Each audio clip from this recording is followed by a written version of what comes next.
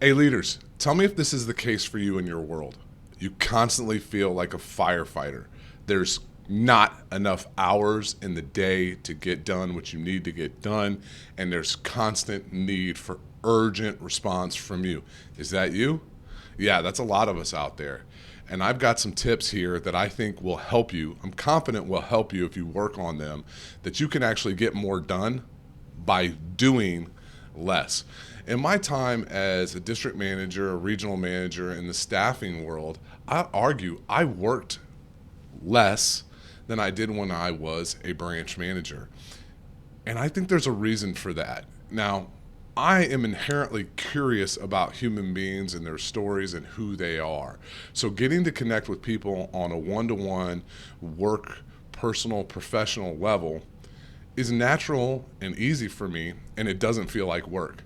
Now, for some of you, that may feel like work, and you're gonna have to do that. So that's what I mean by I felt like I didn't work as much, because I spent a majority of my time and effort investing in the human beings that were working with me. You could call it working for me. I hate that term.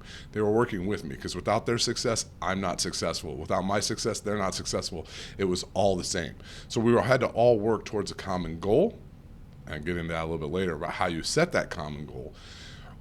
But the way that you get there is if you invest in your human beings that work for you, and they have set, designed lanes for their scope of work, let them do it. And there's ways that you can get there. First off, if you invest in the human being that is doing the work for you, for your company, in a very real, meaningful way, like if you know their goals, their dreams, their aspirations, the top three most important people in their life, then they will do just about anything for you. Now, some of you do a perfectly decent job there.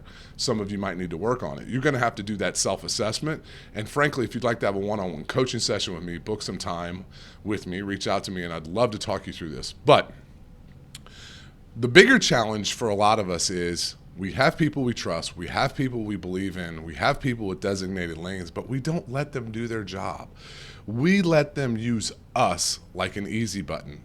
You are not an easy button. You are a leader.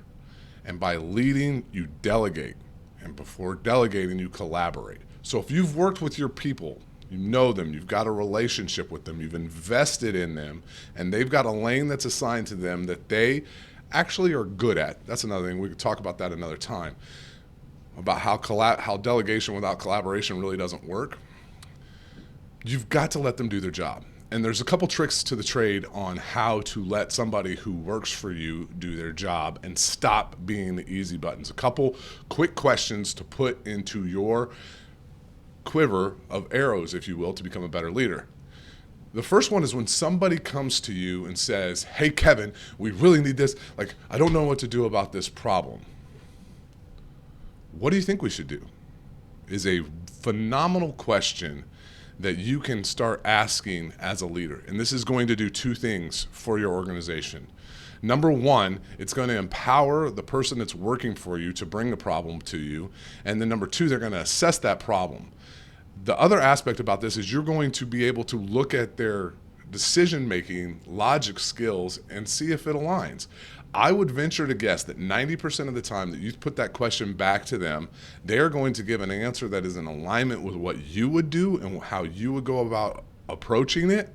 It might need a little finite tweaks from you, but they'll go ahead and they'll go forward and they'll execute on it. Another way you can, another opportunity, another question you can ask is you can ask, what do you think the real problem is? A lot of times employees will bring problems to your desk that aren't necessarily problems, or they haven't clearly identified it. And once again, you're going to work on their logic, their thinking, and how they approach the situation. And you're going to be able to say, hey, like, this is a person that's actually really worth investing in, or hey, this person might need some coaching into how we work from an operational standpoint.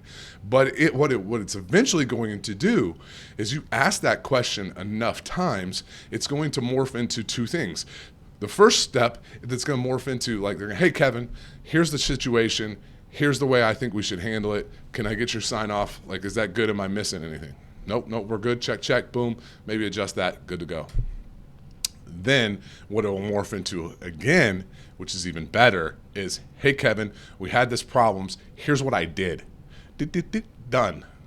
Hey, don't forget to do this. Oh, already did that. Didn't tell you about it. And what that allows for you to do is it frees up your time for going in and doing the minutia, which you've actually hired somebody to do. They feel empowered to do their job. You're able to do your job. With most of us in leadership roles have to do with revenue generating activities, and you can stay hyper focused on driving the core base of your business. Still spend some time with people, still stay connected, still stay within, leading from the center and knowing who they are. But that type of delegation, those type of questions will improve your leadership and help you grow your business. Like I said, if you want some time with me, just reach out to me through this medium. We're glad to connect, glad to get some time on my calendar and see if I can't help you grow as a leader. Thanks so much. Talk soon.